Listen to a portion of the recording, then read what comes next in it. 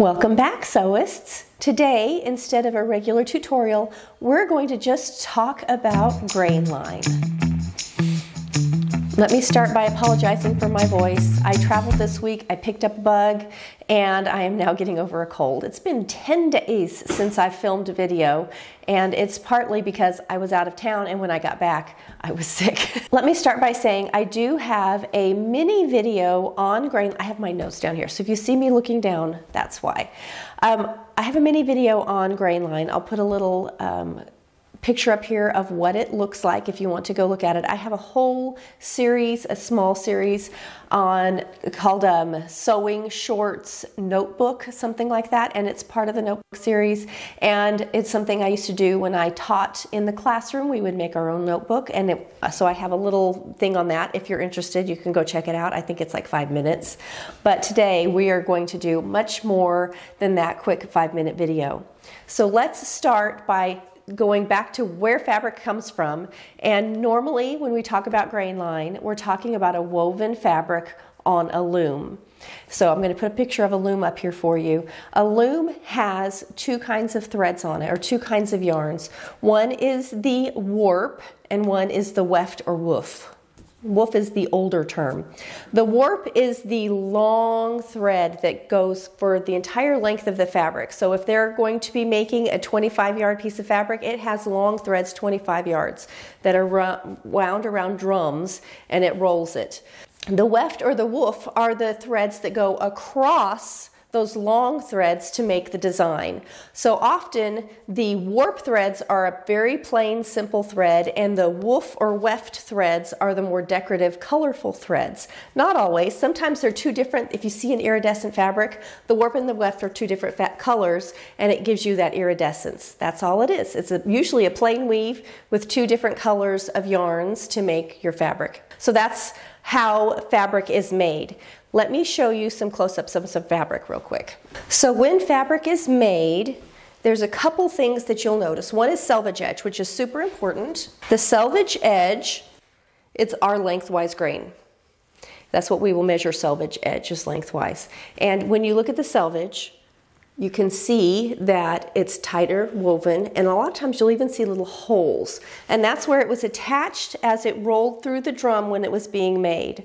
So when you think about it, these are our warp threads, these long threads, and this way, the cut edge here, this is my weft thread. So I can actually pull the weft. If you have a hard time remembering warp and weft, I always say weft goes left, or the left-right of the weaving process. So that's how I remember it. And then the warp are the long ones.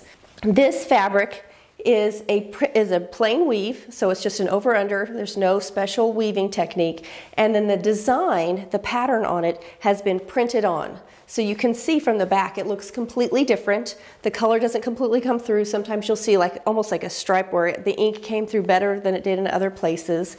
And this is a printed on design. These are woven in designs. So these, the yarns, are actually dyed before it's woven in. You probably recognize these from garments that I've made.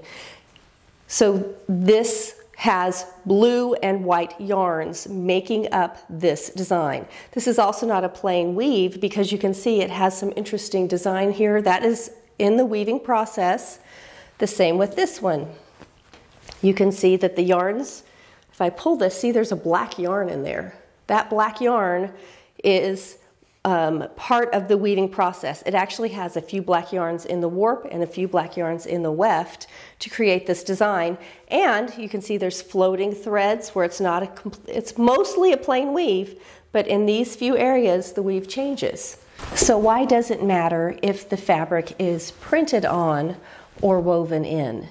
A printed on design can be printed on crooked. You can buy a plaid, and the plaid is not straight of grain with the fibers it's printed with.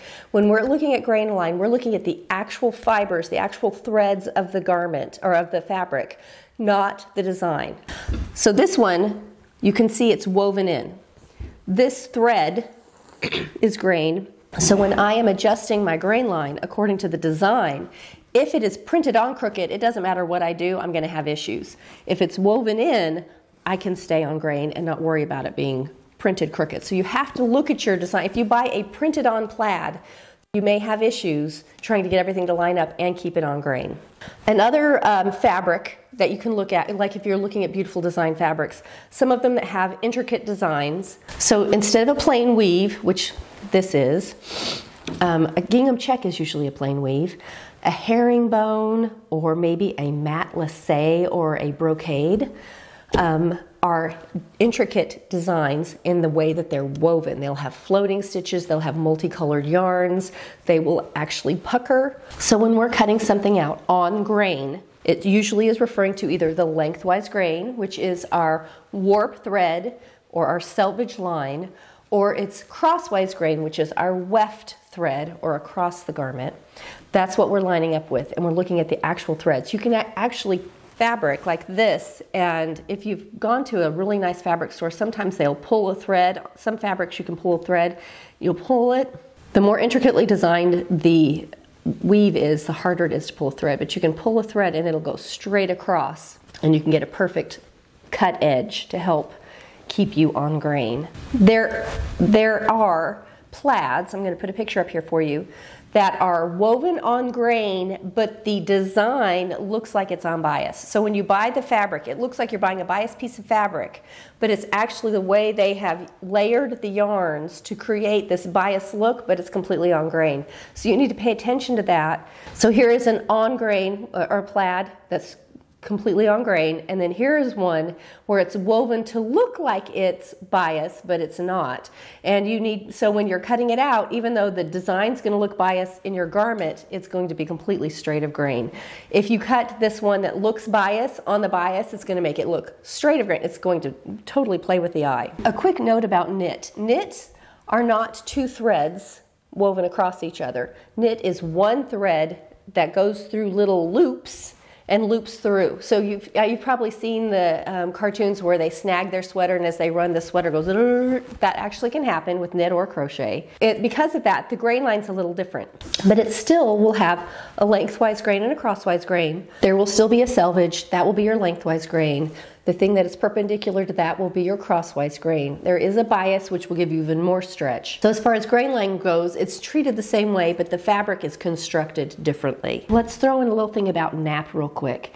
A lot of times you'll see a pattern where it'll say without nap or do not use directional. Directional fabric would be like a woven in, will be like plaids, stripes. Those are directional things. Or all of your, something with horses and all the horses face one direction, they don't flip.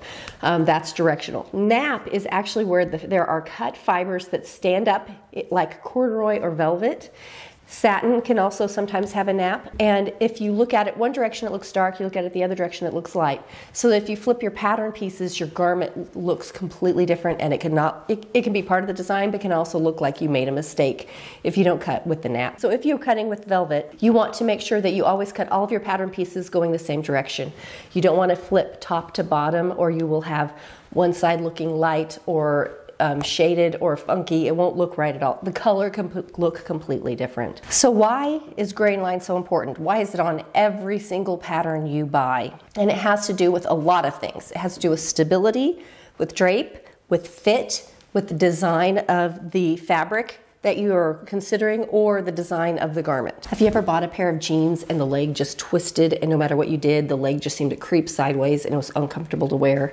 That's being cut off of grain. So I'm going to put up some pictures now that I drew. So these are not fancy. I hope they will help you visualize your projects. I'm going to use skirts because it's the simplest. So we're going to just start with a skirt that the center front of the skirt is cut on the straight of grain, or with the lengthwise grain. So this is what the pattern piece looks like. I'm showing it on plaid because you can see the lengthwise and crosswise grain so well on a plaid. So when it's cut on the center front, you can see the front line of that skirt lines up perfectly with the stripe that goes up and down of the plaid. You can have this cut on the fold. This could be a skirt where the center front's on the fold, or it could have a seam. Now if we sewed this up, I'm going to show it in a stripe just to give it a little bit different visual, but for you to be able to see it.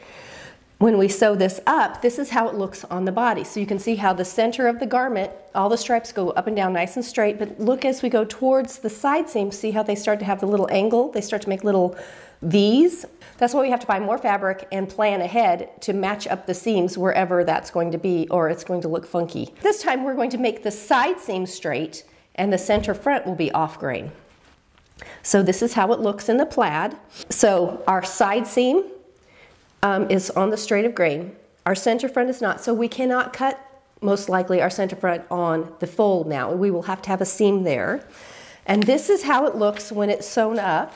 So what I'm showing you, if you see that seam line, that's our front seam. And you can see it looks sort of biased. It starts to make some little peaks, and I have shown it as matched up. The side seam is going to sort of disappear because it's within the stripes and they're on target. The thing when you do it this way is most people have some curve, more curve on our side seam than we do on our front.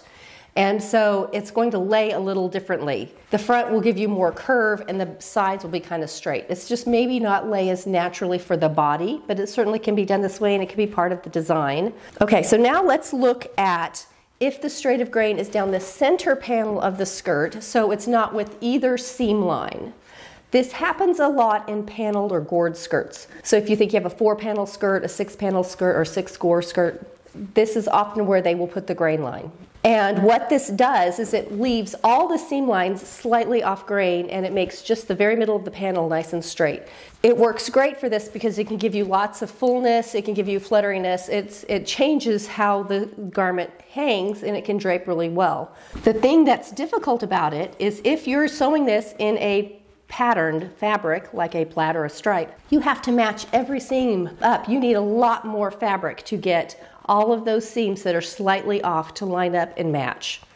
So think ahead when doing that. Okay, let's talk straight classic bias. Bias cut means that the whole pattern piece is turned and your straight of grain is kind of at an angle. This is what a bias cut looks like, and you can see how angular that has made the plaid.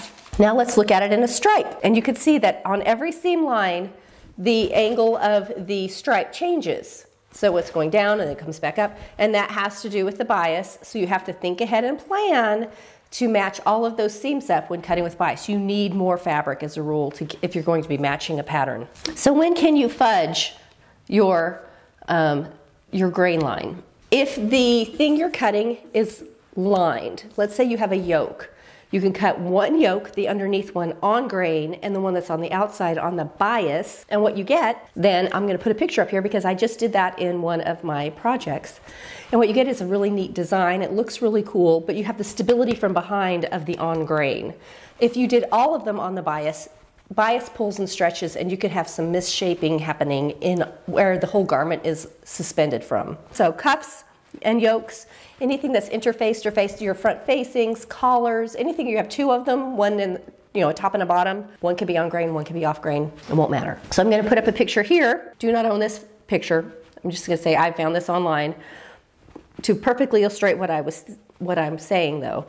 If you notice, the yoke is on grain, the green is on grain, and then from it they have suspended a bias cut bodice fronts. And you can actually see the shaping of this. You can see how it's laying so pretty. And the sleeve is also off grain, which will give you nice shaping. It'll pull, you'll have to be careful. You can actually stretch it out. Because the whole garment is suspended from that yoke, that's the stable part.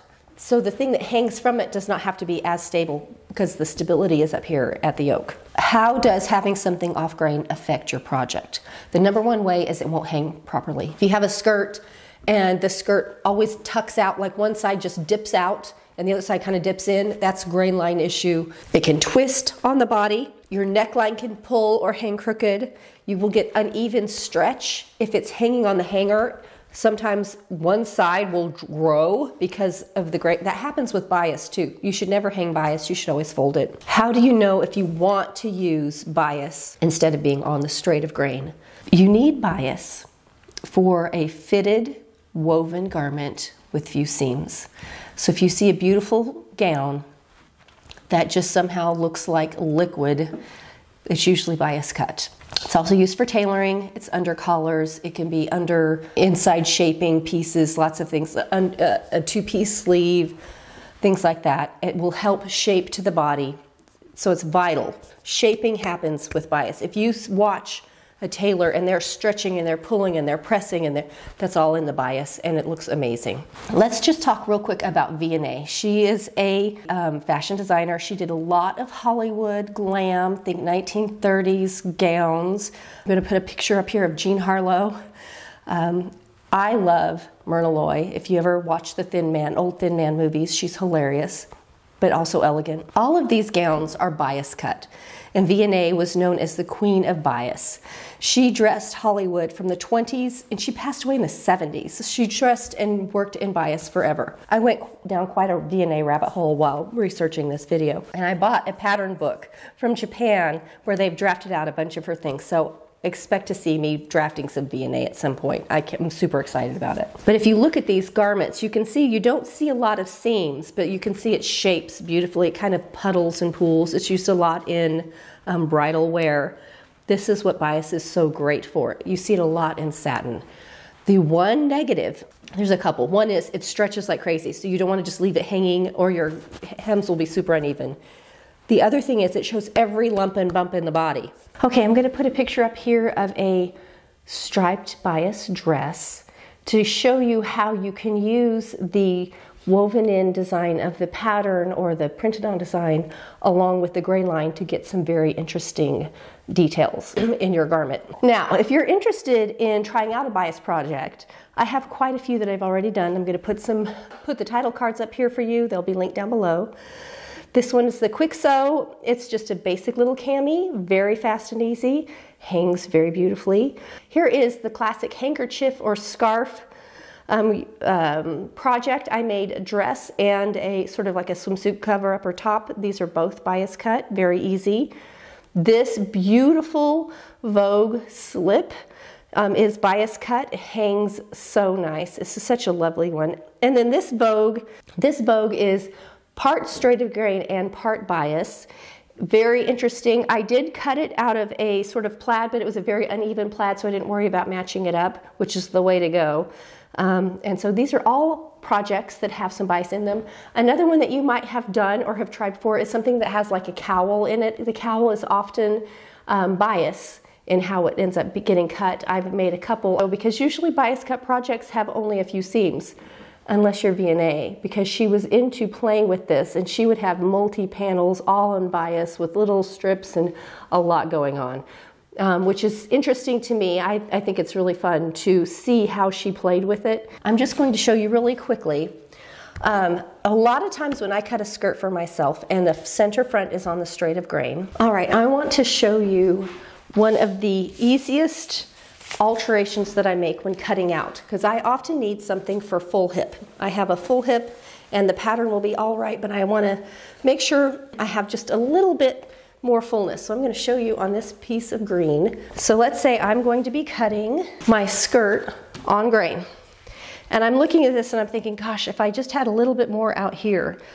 This is my straight of grain, and I know that the pattern wants me to keep this on the straight of grain. If I swing this out, it's still on the straight of grain, but I've added all of this fullness because I did not change the grain line of the fabric or the pattern. I just added fullness right here. You can do that for a skirt or a top or a dress. Here's my straight of grain. I'm keeping it, the neckline's the same, keeping it pivoted, and as I pull out, all I've done is increase the fullness here, still on straight, increase the fullness a little bit in the bust so you can see how it looks like, and I think a lot of people think I'm cutting off grain when I do this, but I'm not. I'm keeping my grain line straight down the center front where it belongs. All I've done is add a little fullness in that front area. I do this a lot on my back skirts. I will swing out that back skirt, give myself a little extra fullness in the hip.